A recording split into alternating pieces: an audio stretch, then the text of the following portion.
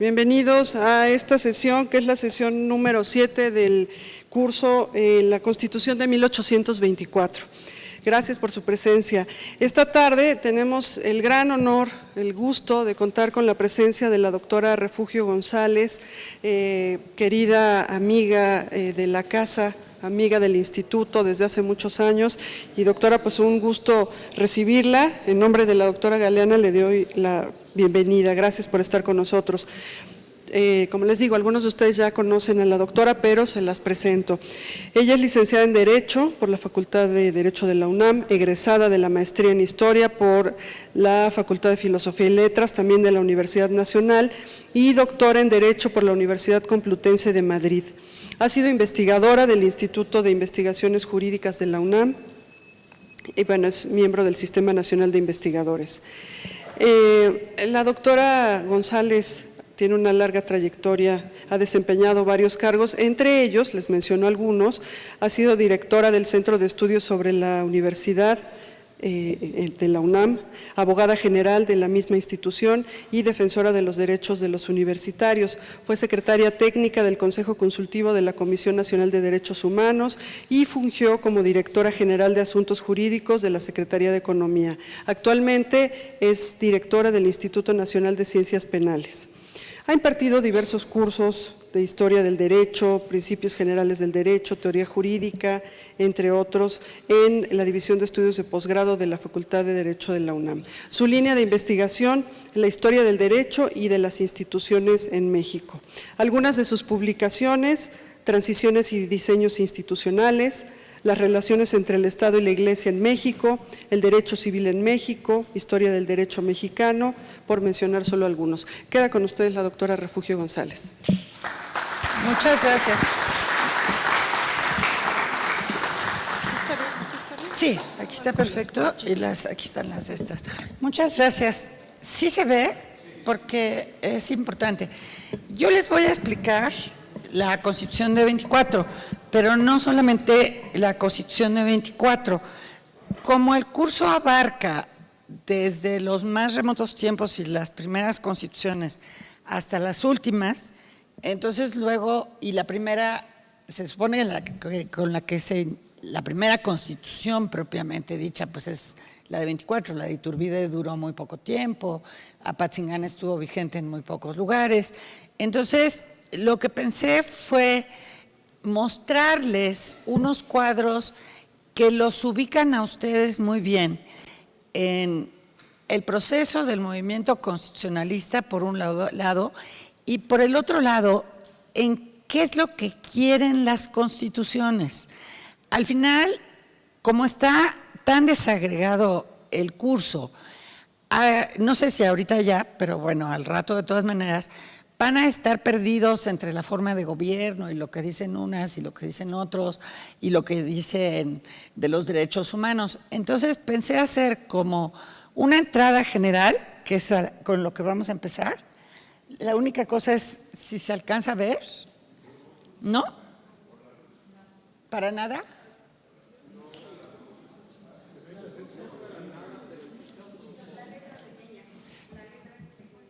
Sí. Bueno, miren, a lo mejor si lo vamos viendo, si nada más que tengo que prenderlo. Bueno, aquí, cielos.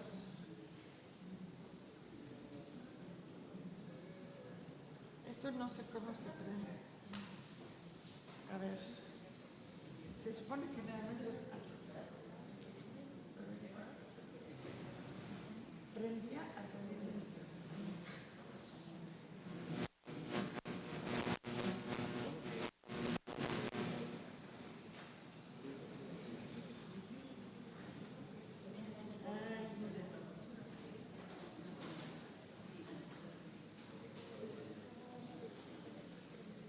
Es que al salir de mi casa sí prendía.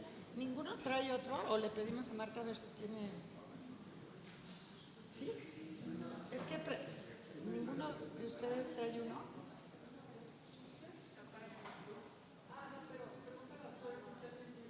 ¿Alguno, un marcador de estos? Un señalador. Y yo le iba a cambiar la pila, pero prendió con tanta alegría. ¿No? Vamos a ver. Sí. A ver. Y que le bajen tantito a las luces, ¿no? Porque, bueno, mientras les voy explicando un poco qué es. Es una línea larga, que la ven aquí, de azul hasta amarillo, en donde se mezclan las dos influencias que dan lugar a nuestro país.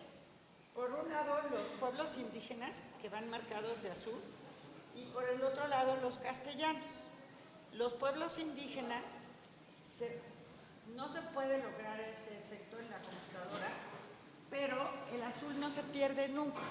El amarillo se va poniendo sobre el azul porque se supone que se va caminando y seguimos caminando hacia la modernidad. Me tengo que poner una cosa aquí. Vamos caminando hacia la modernidad. Sí, más enfrente. Yo creo que ahí mejora mucho, ¿no? ¿Sí? Ok. Ahora la que va a quedar como los enanitos de Blancanieves soy yo. ¿Lo subimos esto? Sí.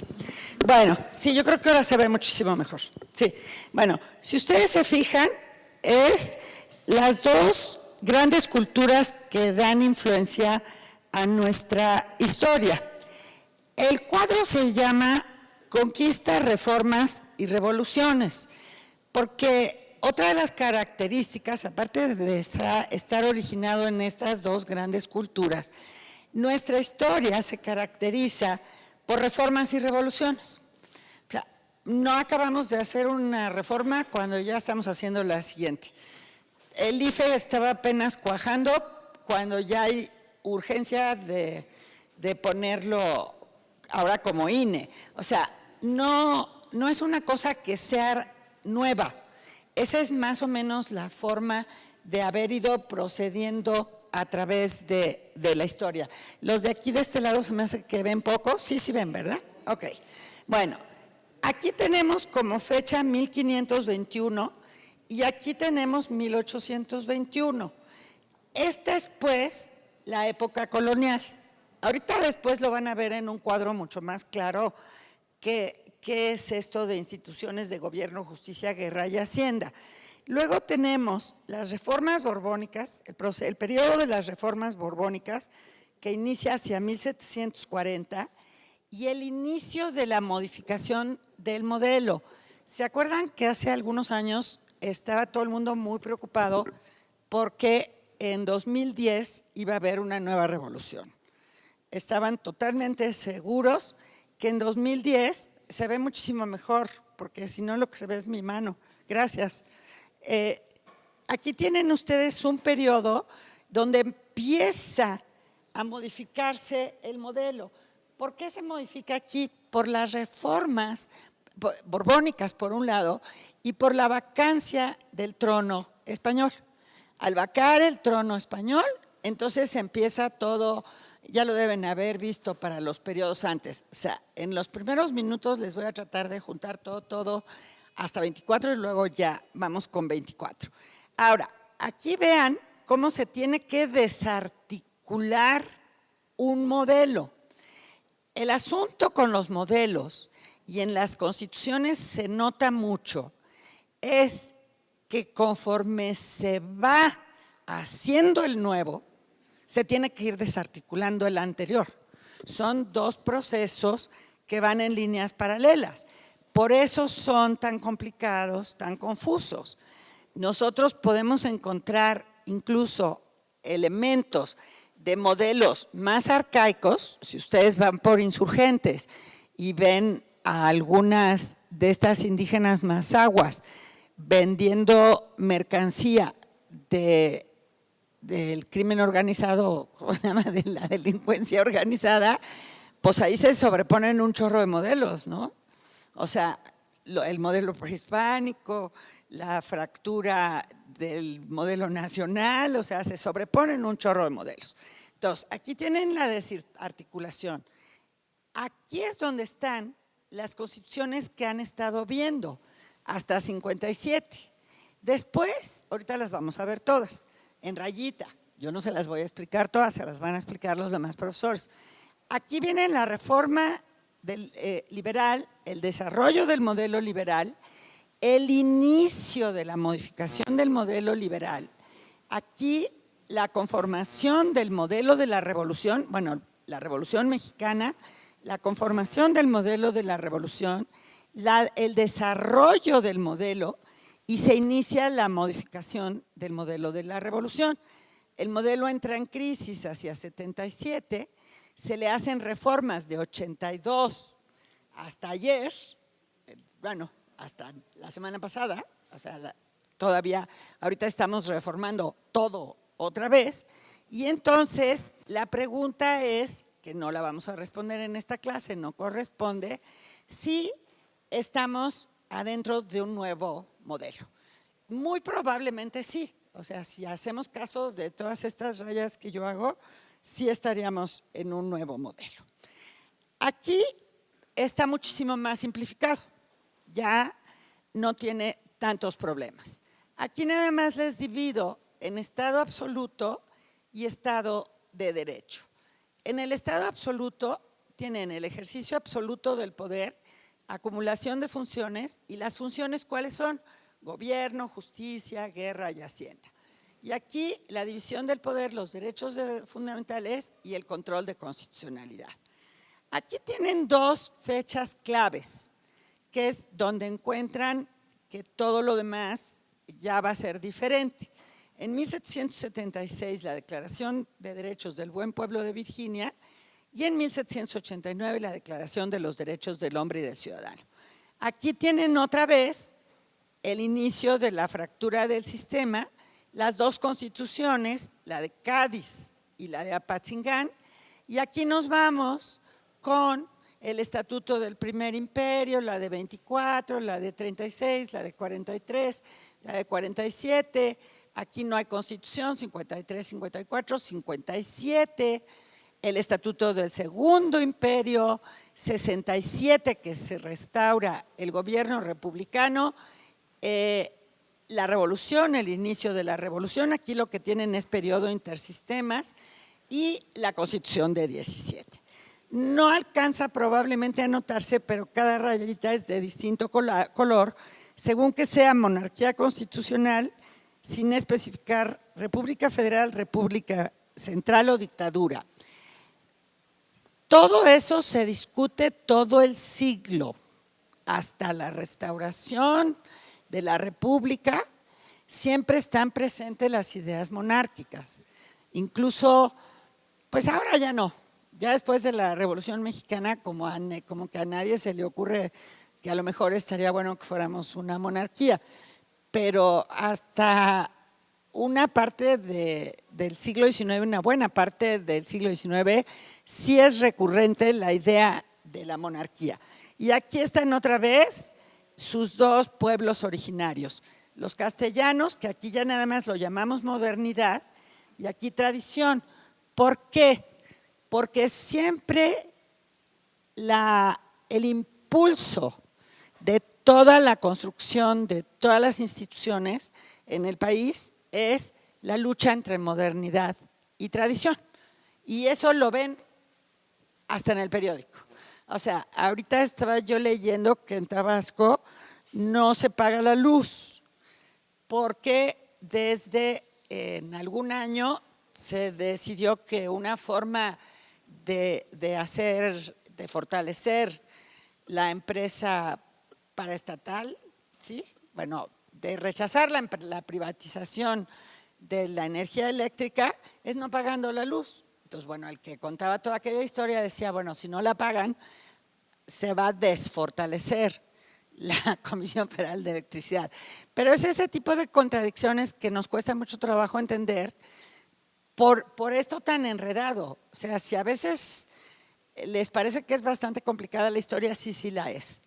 Pero tiene mucha lógica si la vemos en perspectiva de largo plazo. O sea, según yo, es la única forma de entenderla. Por eso me permití estos primeros minutos dedicarlos a esta explicación. Aquí, este es el rey absoluto por antonomasia, Carlos III. Esta es toda la época medieval, que nada más para que sepan que existen los reyes, los papas, las ciudades, los señoríos, pero la que nos importa es esta de este lado, donde ya está la Constitución. ¿Quién dicta la Constitución? El Parlamento o Poder Legislativo. ¿Y qué hay en la Constitución? Tratados, leyes, decretos, reglamentos y decisiones judiciales. No la decisión judicial, no está en la Constitución, pero está quien dicta la decisión judicial, quiénes son los tribunales que van a decir el derecho. Este cuadro es muy importante porque les marca la fractura entre el Estado absoluto, bueno, la Edad Media, el Estado absoluto y hacia el Estado de Derecho. Luego, si es de las que van bajando poco a poquito, le bajo rápido. Ya no baja, así. Bueno, estas se las bajo rápido porque luego me da porque la vayan viendo cómo va cayendo, pero bueno, no, nomás nos tardamos más. ¿Qué hacía el rey? Esto es lo más importante. Ahorita, a estas alturas, lo tienen que tener ya absolutamente claro porque ya van en la Constitución de 24. Entonces ya pasaron un chorro de constituciones y ya tienen que tener muy claro el dibujo anterior, o sea, cómo ese rey que hacía todas las funciones fue sustituido por otro soberano que, aunque ustedes no lo crean, son los diputados, sobre todo los diputados, y especialmente en todas las constituciones anteriores a 17, donde el poder legislativo es muy fuerte, muy, muy fuerte. ¿Qué hacía este rey, el soberano? La ley, ahora los soberanos somos nosotros. Un cachitito de soberanía tenemos todos nosotros. Hace la ley, la ejecuta y la interpreta. Aquí, para que se den un poco de idea, es el juramento de la Constitución de Cádiz. Puse la Constitución política de la monarquía española porque así tengo el cuadro. Después les voy a poner un cuadro con la Constitución de 24. Pero un poco para que vean que en esta Constitución está establecido que la soberanía es del rey y las cortes, que las cortes hacen la ley, que los tribunales la interpretan y que los oficiales reales la ejecutan. Si ven, hay completamente un paralelismo, hay una división del poder. Cuando decimos división del poder, eso es exactamente lo que estamos diciendo. El poder se dividió para su ejercicio en el poder ejecutivo, legislativo y judicial. ¿Cuál es el conflicto entre los textos constitucionales del siglo XIX? ¿Quién tiene la soberanía? ¿La nación o los estados o el Estado o el poder legislativo? O sea, hay que ver con qué se sustituye a este buen señor que era el que había tenido la soberanía. En el acta constitutiva que no les toca hoy, vi que les toca la semana pasada, yo pensaba que les había tocado la antepasada, bueno, que les toca la que entra, lo que se discute es precisamente a dónde se va esa soberanía. Construir un país en donde había un solo soberano con un texto constitucional donde se tiene que hacer la división de poderes no es tan fácil, es bastante complicado. El movimiento que lo logra es el constitucionalista, se basa en la soberanía del pueblo o de la nación, la división de poderes, del poder y el régimen de libertades. En todos los casos, menos durante el gobierno de Santana, tienen que el poder legislativo hace las leyes, el poder ejecutivo las ejecuta y el poder judicial las interpreta. Si hay alguna duda, preguntan. Esta está chiquitita, y va a estar muy difícil que la vean, pero bueno, son todos los textos constitucionales. Ahorita ya vieron Cádiz, ya vieron el decreto constitucional para la libertad de la América Mexicana, ya vieron las bases del segundo Congreso mexicano y el reglamento del imperio, el plan de la Constitución política, el acta constitutiva y la Constitución. ¿Por qué aquí hay tres? Y aquí empieza el problema nuestro, digamos, nuestro y de la clase siguiente. Porque una parte del poder la ejerce el Congreso y otra Santana. Entonces, ustedes ven estas que las dicta, todos se llaman congresos constituyentes siempre, porque hacen las constituciones. A veces hay dos constituciones, pues qué mala tarde. De todas maneras, pues a la larga no se van a quedar las dos, se va a quedar nada más una. Pero aquí justamente en el plan de la Constitución Política de la Nación de 23, Acta Constitutiva de la Federación Mexicana, que es importantísima, y la Constitución, ustedes tienen meses donde están sobrepuestos el Congreso que gobierna con Iturbide y el que rechaza a Iturbide y quiere ser constituido, que a la larga es convocado por el propio Iturbide, aunque después Iturbide lo desconozca. No, el Congreso desconozca a Iturbide. Después ya se vienen todas las constituciones que les faltan, las bases de, ¿dónde nos quedamos aquí? Las bases constitucionales, que aquí se repite un fenómeno que voy a explicar, las de la Organización Política de la República Mexicana, el Acta Constitutiva, las de 53, el Estatuto Orgánico Provisional de la República Mexicana. Este es un fenómeno muy interesante, pero es mucho más después. La Constitución Federal de los Estados Unidos Mexicanos, el Estatuto Provisional del Imperio y la Constitución Política de los Estados Unidos Mexicanos de 17. Ok, ahora vamos a la que sigue. Aquí ya les pongo dibujitos de nuestra clase. Algunos ya los oyeron a estos señores, ya supieron de ellos. Aquí tienen un mapa de la República Mexicana, por supuesto que estamos hablando antes de la guerra con Estados Unidos. Entonces, el dibujo que yo les pongo es un mapa que comprende las lejanas provincias de Coahuila, Texas, el Nuevo Reino de León, la Nueva Santander.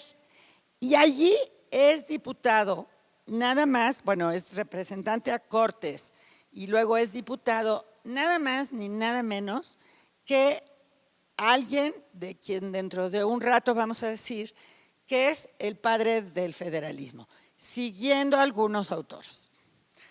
Todo lo que les digo no es verdad absoluta, porque unos autores dicen que sí y otros autores dicen que es un poquito diferente. Pero bueno, según algunos autores, el padre del federalismo es este señor que ven aquí, Miguel Ramos Arizpe.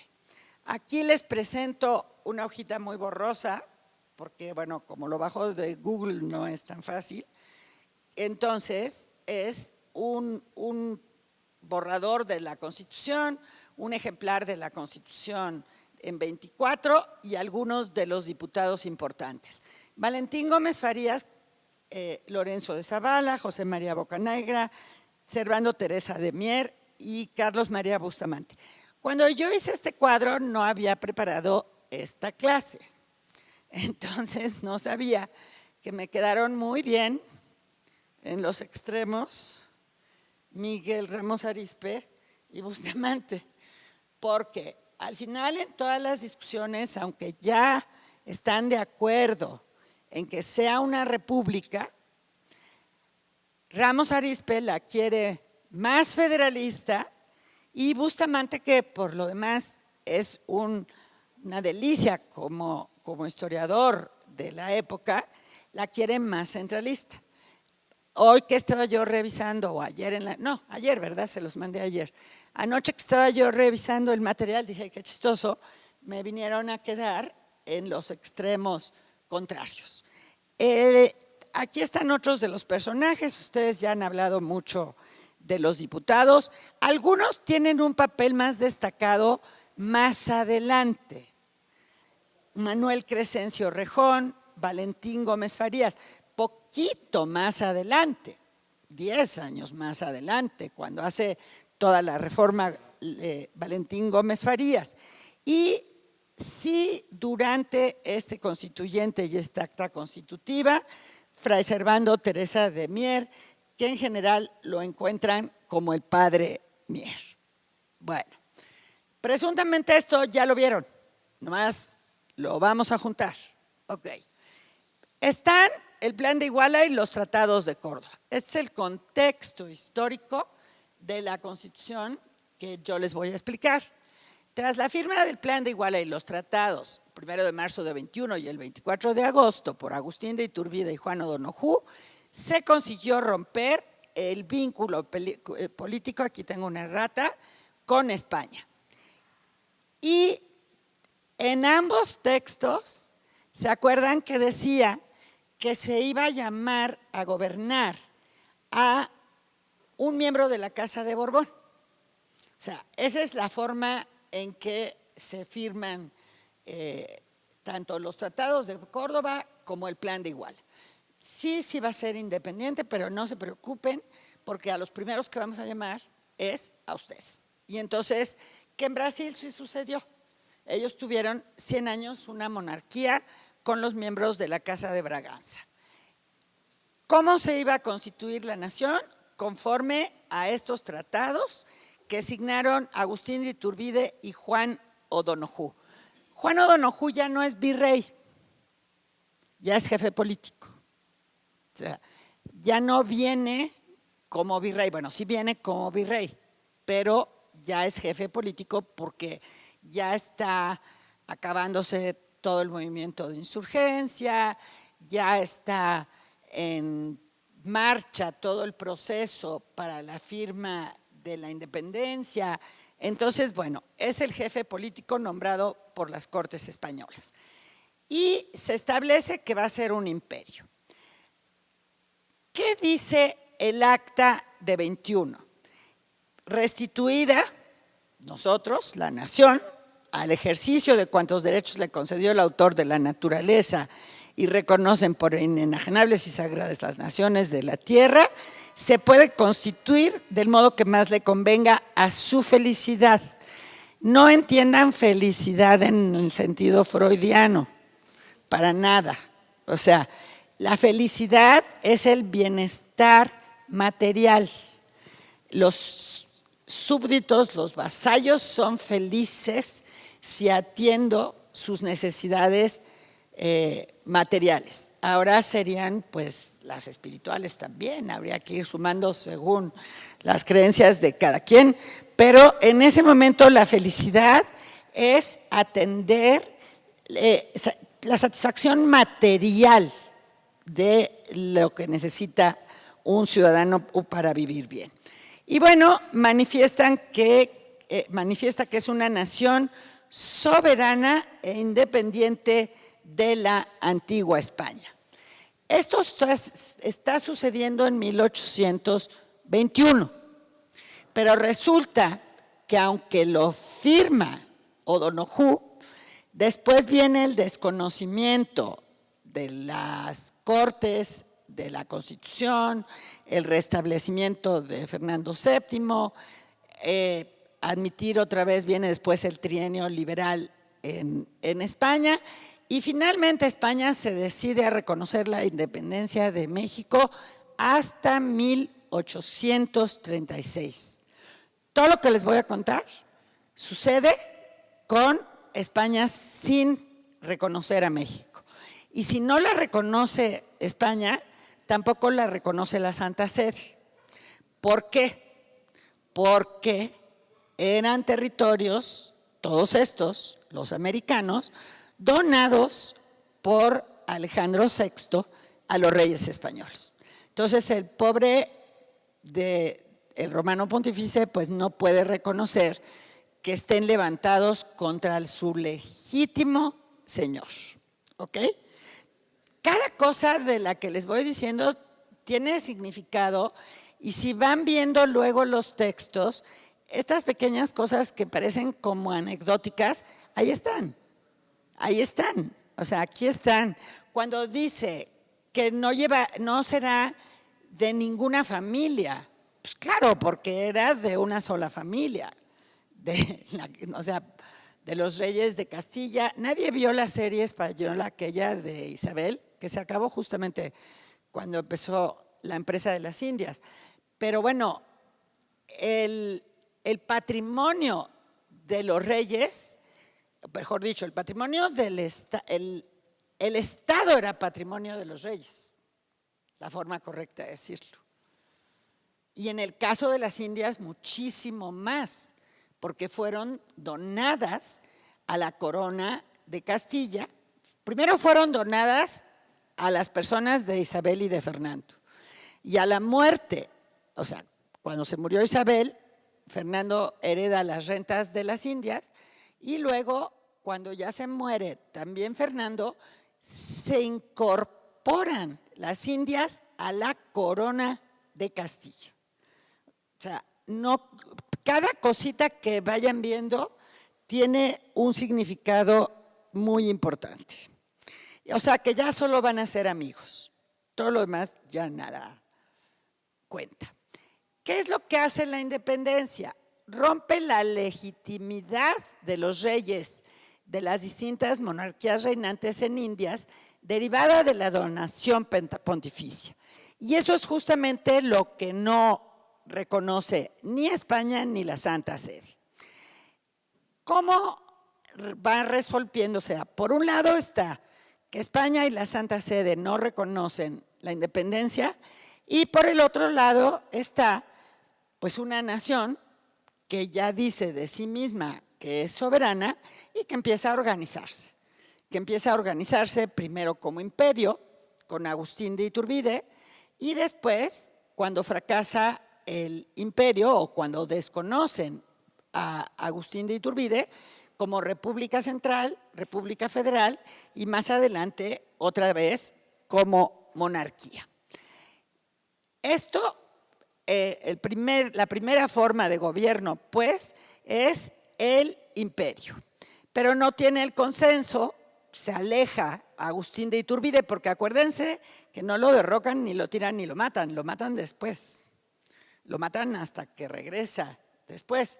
Primero nada más hay este conflicto tan grande político entre el Congreso y Iturbide.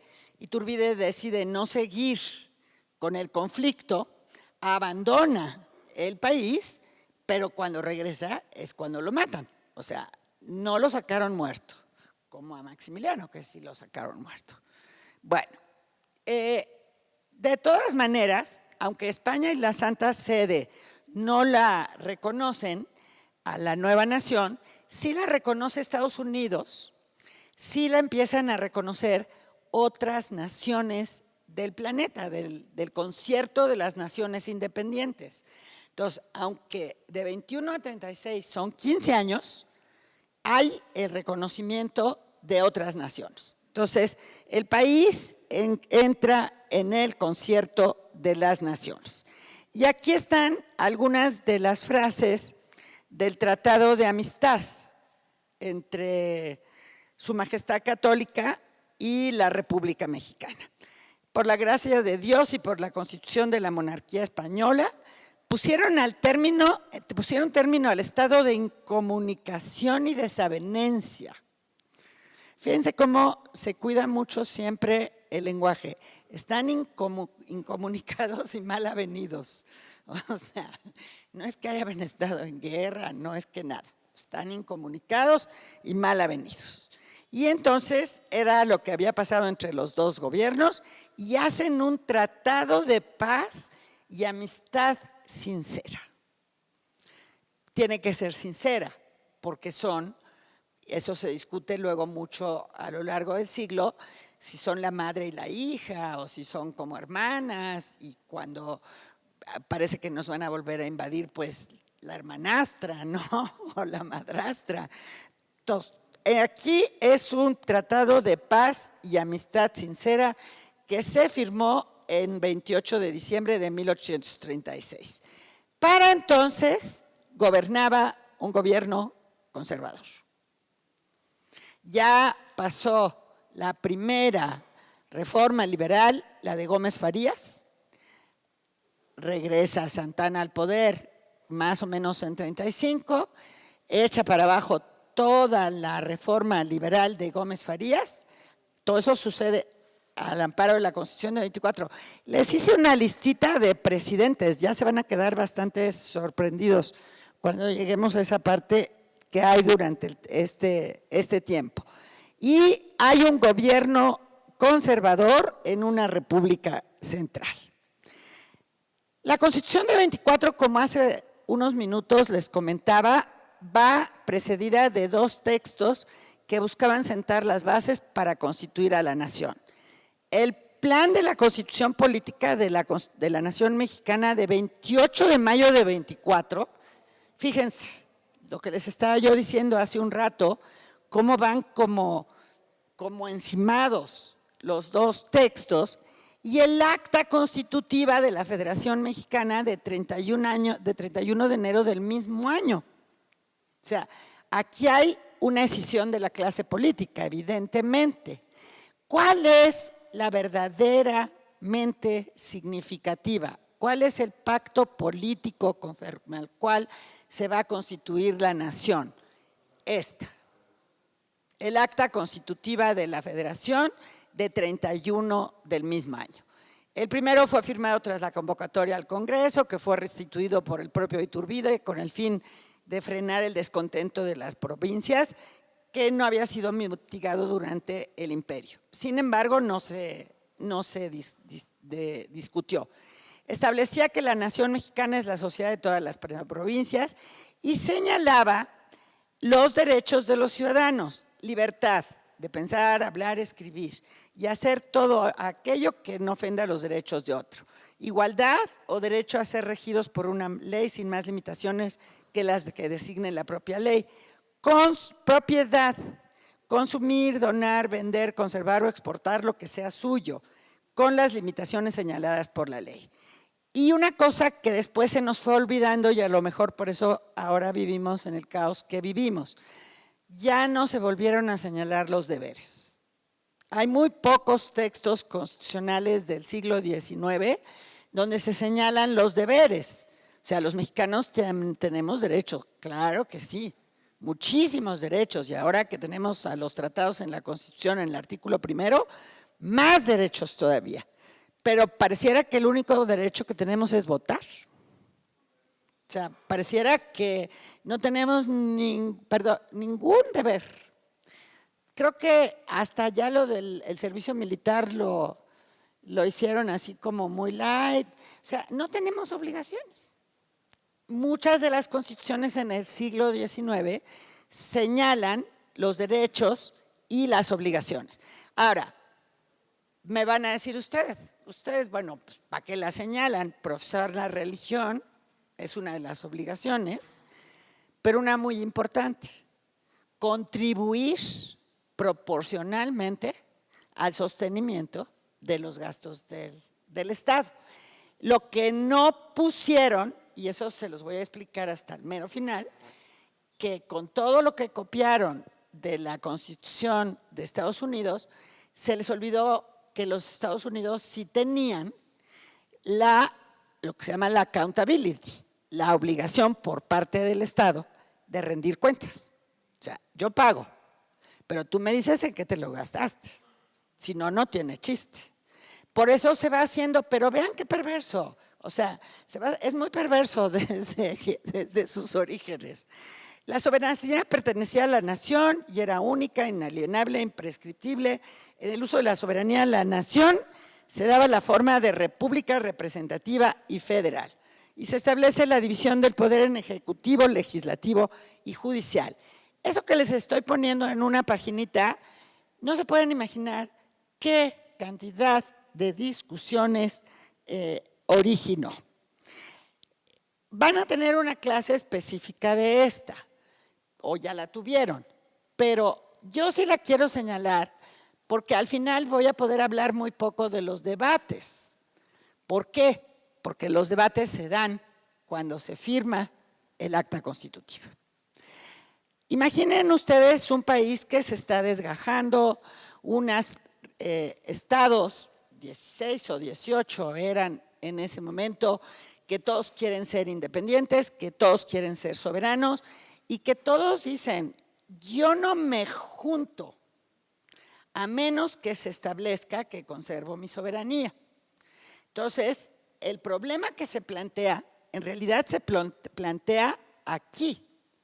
El acta constitutiva es la que define si va a ser una confederación, una federación, y si los estados van a conservar o no la soberanía. ¿Qué es el gran debate? ¿Cómo me incorporo a ese ente que se está constituyendo? Bueno, algunos autores, entre otros David Pantoja, y lo demuestra trayéndonos todos los textos de los debates, muestra que es justamente en esta discusión y que fue Ramos Arizpe el que hiló fino para poder decir, la nación es soberana, pero los estados son soberanos en todo lo que concierne a su gobierno y régimen interior. Ahora vamos de regreso, porque como necesitamos federalizar todo, también han pasado muchos años, o sea, se vale, ¿no? Pero bueno, esa es la discusión en este momento.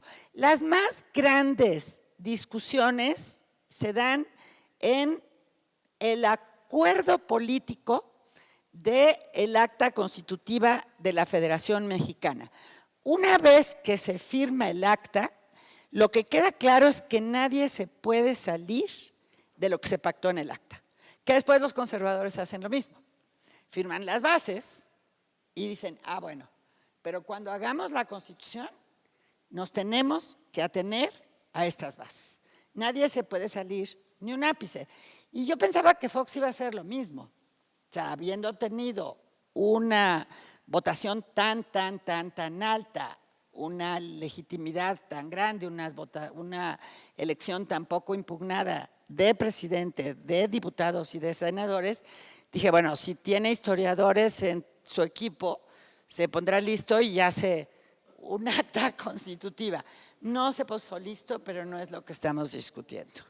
Bueno, aquí, si ustedes se fijan, yo lo pongo muy tibio, después lo van a ver en palabras de David muchísimo más fuerte.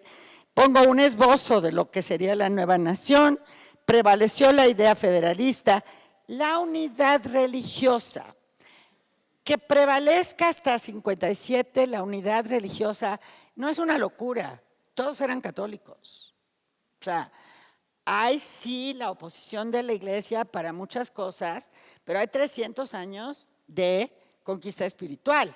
O sea, que tampoco nos escandalicemos de que todas las constituciones digan en el nombre de Dios y con la autoridad del pueblo mexicano. Y aquí dice muy claramente, las constituciones de los estados no podrían oponerse al acta ni sancionarse antes de que se expidiera la nueva constitución. Y se establecieron una serie de prevenciones generales para el gobierno interior. ¿En qué consisten estas prevenciones? Los derechos de los habitantes, la libertad de escribir, imprimir, publicar sus ideas políticas sin censura previa. La Constitución General y las de los estados garantizarían la forma de gobierno establecida en el acta. O sea, este documento es el más importante. Después viene la Constitución, que es la que festejamos, la que celebramos, a la que le hacemos monumentos, etcétera, etcétera. Hay versos. En el siglo XIX se hacían muchísimos versos para todas estas cosas de fastos políticos. Constitución Federal de los Estados Unidos Mexicanos de 4 de octubre. Como ya les dije, va precedida por el acta constitutiva. Establece una república representativa popular y federal, y aquí es el hilado fino, en la que el supremo poder de la federación es el supremo poder de la federación. O sea, de alguna manera, ¿quién es la soberana? Toda la federación es la soberana, pero los estados conservan la soberanía para su régimen y gobierno interior. Cuando ustedes leen un texto constitucional y dicen, ay, estos, qué barbaridad. No es qué barbaridad, son acuerdos políticos. Las discusiones se dan casi siempre en comisiones, cuando se va a pleno, y eso desde siempre, en toda la historia parlamentaria de todos los países, las grandes discusiones no se dan en el pleno. O cuando se dan en el pleno, ya es para hacerle ver a todos los que vayan que no están de acuerdo.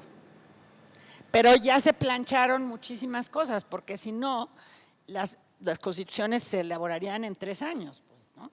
Y la verdad es que se elaboran en 2 meses, en 3 meses, o sea, en tiempos bastante cortos, porque las cosas se discuten en la Comisión de Constitución, en la de puntos constitucionales, luego hay siempre una de Hacienda, pero esas dos son las más importantes.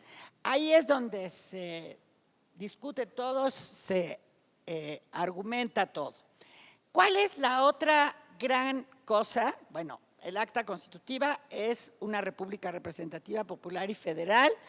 El poder se divide para su ejercicio en legislativo, integrado por 2 cámaras, ejecutivo depositado en una sola persona, aunque se preveía la figura del vicepresidente, y judicial, integrado por una Corte Suprema de Justicia, tribunales y juzgados de distrito.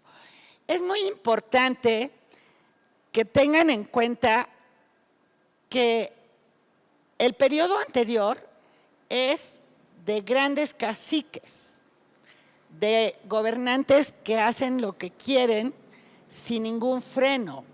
Entonces, la discusión en el Congreso o en la Comisión de Constitución es ¿cuántas facultades le vamos a dar al Ejecutivo? Muy pocas. O sea, muchos dicen, miren, que sea un ejecutivo colegiado como el que tenía la Constitución de Apatzingán. Y otros dicen, no, bueno, si tenemos un ejecutivo colegiado no se va a poder caminar para ningún lado. Al final se decide que no sea colegiado, porque unos proponen que se designe por 9 años, pero entonces que gobierne 3 años uno, 3 años otro, 3 años otro. O sea, imagínense qué bonito y qué fácil. Pero bueno, al final se decide primero periodos de 4 años, luego algunas veces de 6 años, ahora ya después de la revolución, después de, me parece que Ávila Camacho, ya son homogéneos de 6 años. Se hace mención a los derechos del hombre, pero no hay un catálogo. La Constitución de 24 no tiene un catálogo de derechos del hombre. Sí lo tiene la Constitución de Apatzingán, ya se los habrán dicho. La Constitución de Apatzingán sí es el primer texto constitucional que tiene todos los derechos del hombre y del ciudadano. No lo tiene Cádiz, no la tiene el primer imperio y no lo tiene el acta constitutiva ni la Constitución de 24. Pero, sin embargo, se hace mención a la igualdad, a la libertad de imprenta y de expresión. Y algunos estados y en sus constituciones locales sí hicieron sus catálogos de derechos más o menos amplio. Para la tutela de las normas constitucionales, acuérdense que si no establecemos mecanismos para proteger y defender las normas constitucionales es papel mojado. Es como si nosotros estamos llenando carpetas aquí felices y ya, y nos vamos. Si no se pueden llevar esas carpetas ante un tribunal y que se pueda derivar en algo, no es norma jurídica y entonces siempre nos tenemos que fijar en los mecanismos para el control de lo que hay en la Constitución. La tutela en esta Constitución de las normas constitucionales está en 2 instituciones.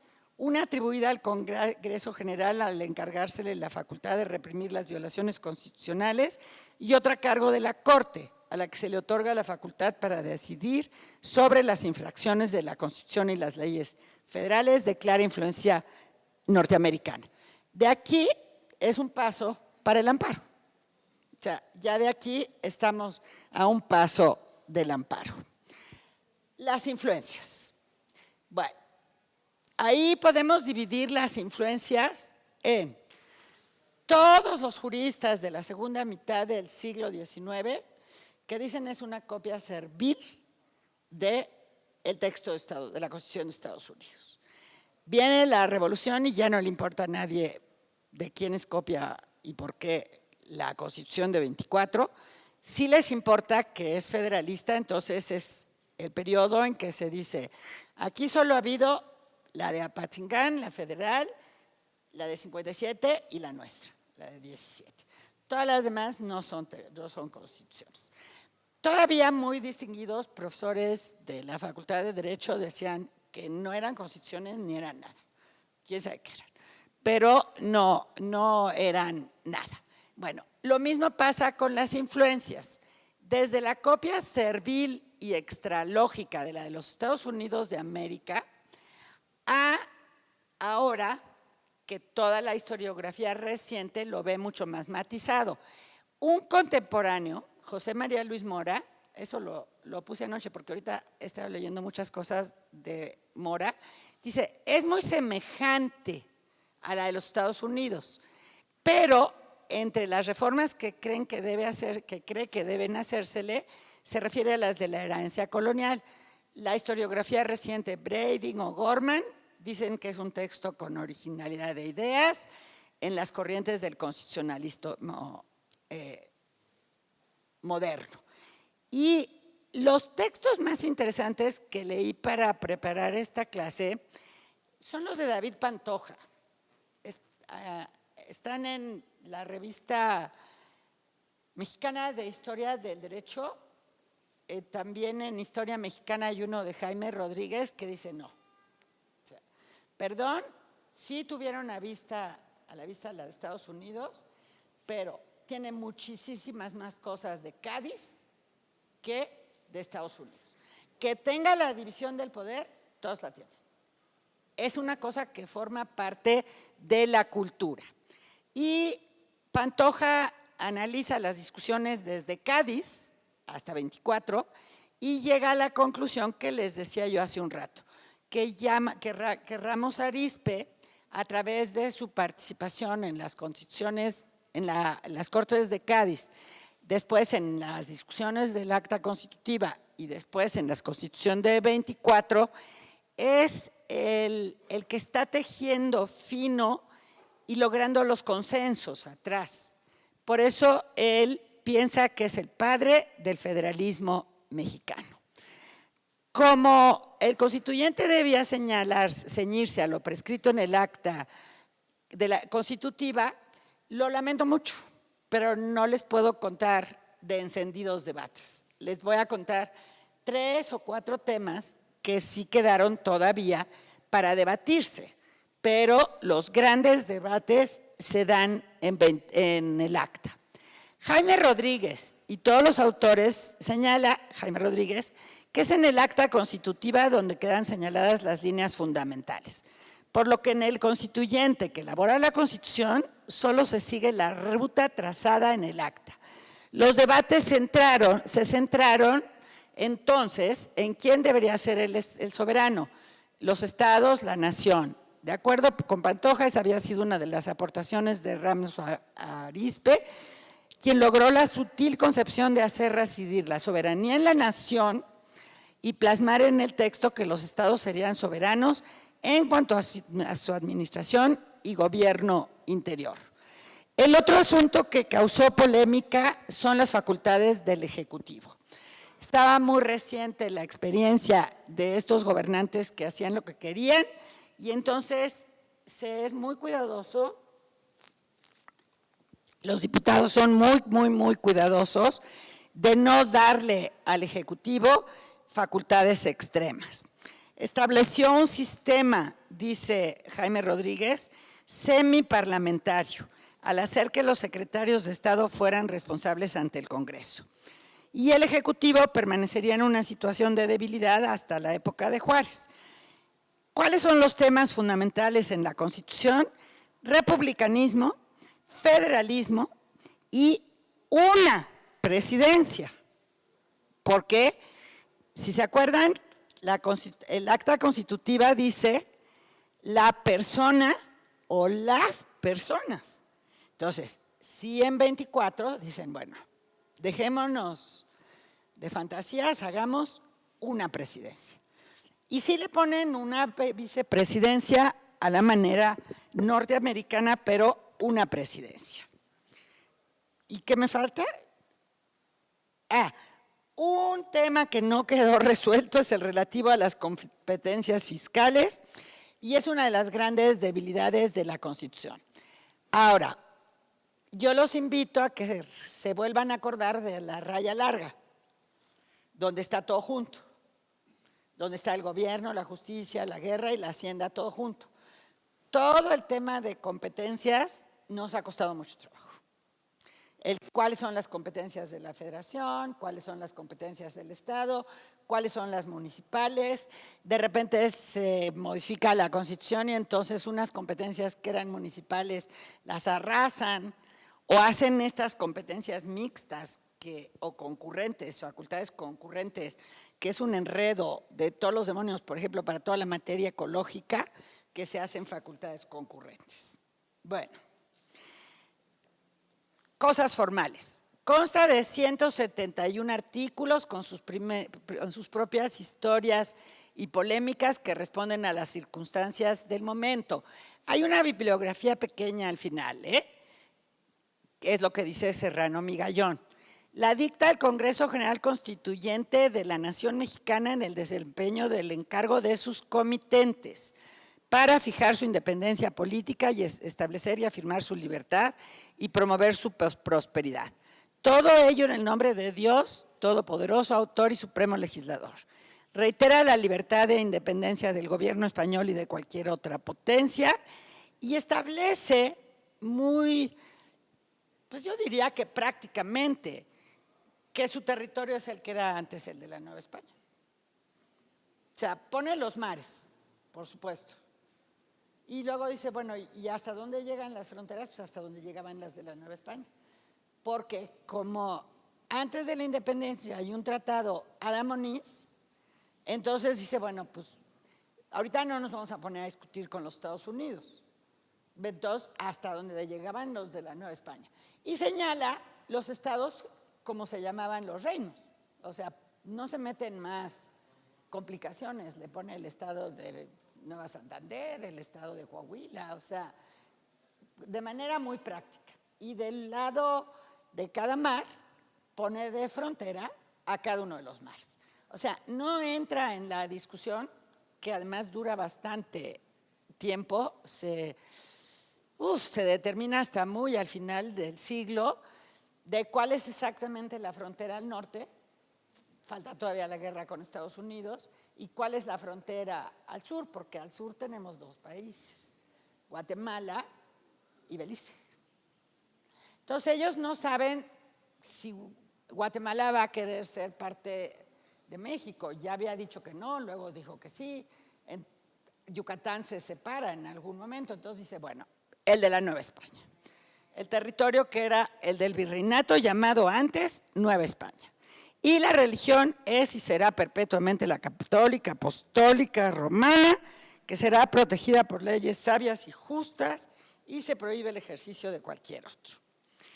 Establece en el título 8 una serie de prescripciones para la interpretación de las leyes y para hacer reformas. De aquí lo más interesante que les puedo destacar es que no se puede hacer la reforma el año que se propone, sino hasta el año siguiente. O sea, se propone la reforma, se piensa, se discute y hasta la siguiente legislatura puede hacer las reformas, porque no quieren que se venga una luz de reformas. Entonces establecen un procedimiento bastante latoso para las reformas. establece dentro de las facultades del presidente celebrar concordatos con la silla apostólica. Ellos, finalmente, si sienten que están en el territorio de la Nueva España, pues pueden hacer lo que hacía el rey de España, que era celebrar concordatos con la silla apostólica. El que no quería celebrar concordatos era el que estaba sentado en la silla apostólica. Ese no celebró concordatos con nadie, ni con los conservadores, ni con Maximiliano, ni con nadie. Ni con nadie. Ahora, en el gobierno de Calderón, el último año que venía el Papa antes de Francisco, ¿cómo se llamaba el Papa antes de Francisco? Benedicto XVI, dijeron que venía a firmar un concordato en el Zócalo, ¿o cómo? O sea, pues, salvo que lo hiciera en un acto privado en Los Pinos, pues, los concordatos se celebran a través, bueno, se habrían celebrado a través con la ratificación del Senado, por lo menos, porque equivale a un tratado. Pero bueno, ellos lo ponen de todas maneras.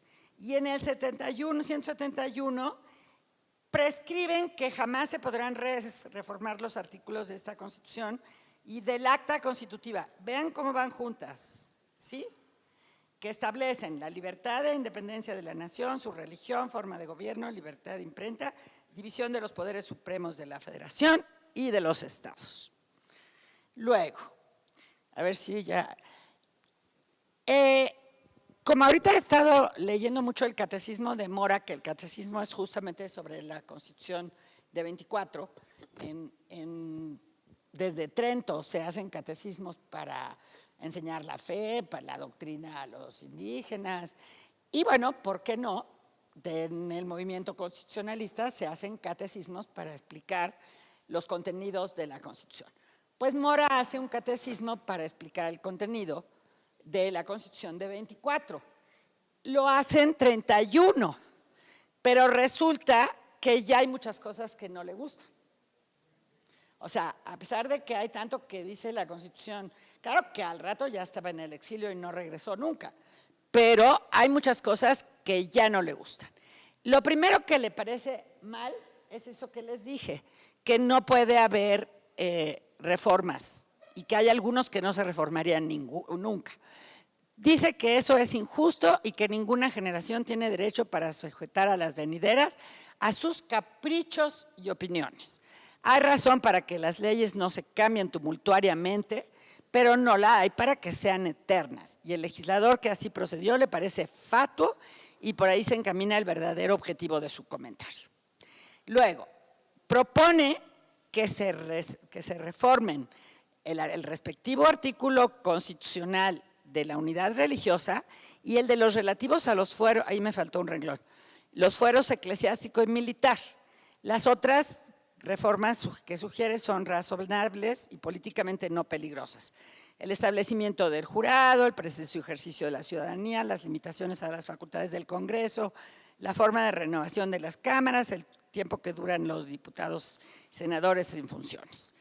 Y aquí hay una cosa que por favor de veras tengan muy presente, porque esa es una de las grandes fallas de nuestro sistema político y de gobierno. Lo único que nos importa es que las elecciones, que los votos cuenten. No es cierto, no es lo único importante. Hay muchas otras cosas muy importantes.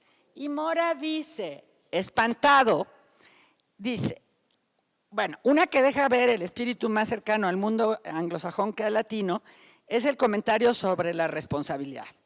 Dice que está mal concebido y peor explicado. Y dice, estas son palabras textuales de Mora, admira, por cierto, que habiendo tenido a la vista los legisladores mexicanos la Constitución Federal del Norte y habiéndola copiado a la letra en otros puntos de menor importancia, en este, que es de mucha, la hayan abandonado por seguir las disposiciones erradas de la Constitución española. O sea, ahí hay una cosa en la que nosotros seguimos desde el principio lo que dice la Declaración de los Derechos del Hombre y del Ciudadano y no la que dice la del Buen Pueblo de Virginia. O sea, la del Buen Pueblo de Virginia establece una ligazón entre el ciudadano y el gobernante que pasa por la rendición de cuentas. Los derechos del pueblo y del ciudadano no, son puros derechos. Que esa es la tradición cultural que nosotros seguimos. Y luego le preocupa ampliamente a Mora, a los constituyentes no les preocupaba tanto. La responsabilidad de los servidores públicos y la manera tan limitada y corta en que se reguló en la Constitución. Por ello es uno de los aspectos susceptibles de reforma. Y luego echa de menos las facultades de gracia del monarca, eso lo digo yo porque él dice que del presidente, el indulto, y aunque hay otros temas, solo me referiré a que propone que desaparezcan el concordato y el patronato porque, y aquí es cita textual de él, estas voces suponen el poder civil investido de funciones eclesiásticas y al eclesiástico de funciones civiles, lo cual sucedió efectivamente en la Nueva España. Están totalmente imbricados el gobierno temporal y el gobierno espiritual. Dice, ya es tiempo de hacer que desaparezca esta mezcla monstruosa. Son palabras de Mora, no crean que yo soy así tan suelta para andar diciendo monstruoso. Aboliendo el fuero eclesiástico, negando el derecho de adquirir a las manos muertas, disponiendo de los bienes que actualmente poseen, sustrayendo de su intervención el contrato civil del matrimonio, etcétera. Y dejen que nombren curas y obispos a los que gusten, entendiéndose con Roma como les parezca. Poco después, en 35, sale al exilio, del que no volvería nunca, aunque dedica todo su tiempo a escribir de México. Es muy interesante, acaba de sacar el INACIPE la correspondencia de Mora con casi todos los prohombres mexicanos desde que se va al exilio, en 35 hasta 50 que muere. Y es muy sorprendente, primero, que un hombre que era tan agudo para el análisis de muchas cosas, se piensa que se iban a poner totalmente de acuerdo en este tema. O sea, que era sentarse a discutirlo con los obispos y los obispos iban a decir, ok, ¿y qué otra cláusula le ponemos al contrato de matrimonio? ¿Y esto cómo lo hacemos? O sea, él pensaba que eso no iba a costar ningún trabajo. Él tiene una biografía muy chistosa porque él inicia su carrera, como muchos, dentro de la iglesia, es doctor en cánones, en Sagrada Teología, no en cánones, en Sagrada Teología, y luego estudia Derecho. Pero bueno, ni vio venir la que se veía, y eso que estaba en el exilio. O sea, y todos sus amigos le escriben, y le escriben que no puede venir. Nada más para que se den una idea. Ya dijimos que está vigente de 20 de octubre de 1824 a no sé qué de diciembre de 35. Vean todos los presidentes, vicepresidentes y presidentes interinos. Guadalupe Victoria, Manuel Félix Fernández es el vicepresidente, 24-29. Su verdadero nombre es Manuel Félix Fernández. El vicepresidente es Nicolás Bravo. Debían gobernar por 4 años, sin embargo, tomó posesión 6 meses antes de lo mandatado por la Constitución.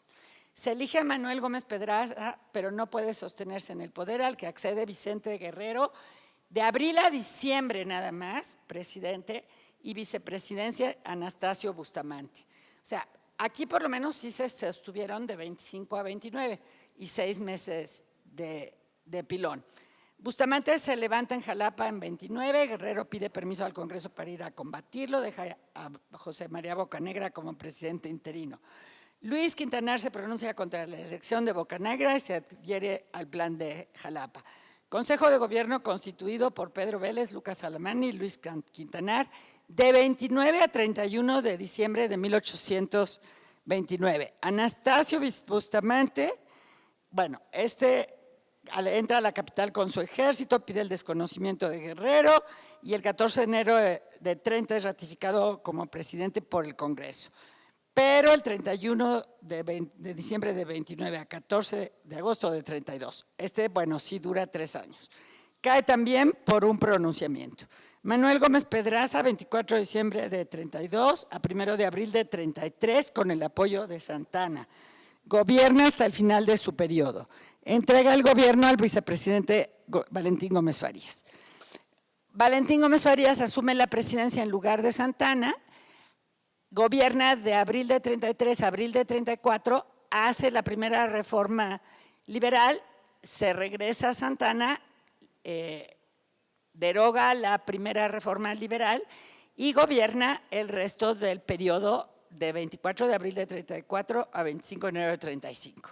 En forma dictatorial, sin cámaras, ni consejo de gobierno, ni legislaturas, ni nada. Al abrirse el Congreso en enero de 35 renuncia, no se le admite y se nombra como presidente interino a Miguel Barragán. Vean qué enredo. O sea, mientras yo les cuento los grandes principios que inspiran la Constitución, este es el tremendo trasfondo político. Miguel Barragán, de 29 de enero de 35 a 27 de febrero de 36, y este se enferma y muere el 1 de marzo de 36. Y gobierna en su lugar desde el 27 de febrero José Justo Corro hasta abril de 37. Y les pongo en negritas, el periodo se caracteriza por las luchas entre las logias masónicas, escoceses y yorquinos y la gran inestabilidad. Aquí se vuelve a hacer un acta constitutiva, pero ya de República Central, que es las 7 leyes constitucionales, no, las bases constitucionales y luego las 7 leyes constitucionales. Las 7 leyes ya establecen la República Representativa Popular Central. La Constitución de 24 estuvo en vigor del 30 de octubre de 24 al 29 de diciembre de 36 y es la que funda el Estado mexicano. El resto del periodo se parece. O sea, si hace uno la lista de presidentes, es muy amplia. Sin embargo, este periodo es especialmente convulsionado. Creo que es el vocablo adecuado. Pues creo que es la última lámina, ¿eh? Bueno, aquí les traigo una bibliografía mínima. Barragán, que sigue siendo el que ha escrito sobre esto, pues los principios del federalismo, las obras completas de José María Luis Mora, pero el volumen 4, lo de David Pantoja Morán, Ramos Arizpe y la gestación del federalismo mexicano, Revista Mexicana del Derecho de la UNAM, el pensamiento político de 24 de Rabasa, ojo, es el puro pensamiento político, ¿sí? Rodríguez Jaime, la Constitución de 24 y la formación del Estado mexicano en historia mexicana. Esta es una cosa que les puse, pero esa no la consulté, pero estaba así como referida por todos. La Constitución Federal de 24 de Carlos Sierra Bravata. Una cosa bastante agradable que acaba de sacar el Colegio de México, que es una historia mínima de las constituciones de Fernando Serrano, que no trae todo, pero trae las cosas más indispensables de cada texto constitucional. Y está muy amena, muy simpática, muy bien escrita, y trae cachos de las discusiones. O sea, se puede leer, aunque es un tomo gordito, se puede leer muy rápido y muy bien. Y el último, por supuestísimo, es los textos completos en Tena Ramírez. Pues muchas gracias. Y ya. Sí.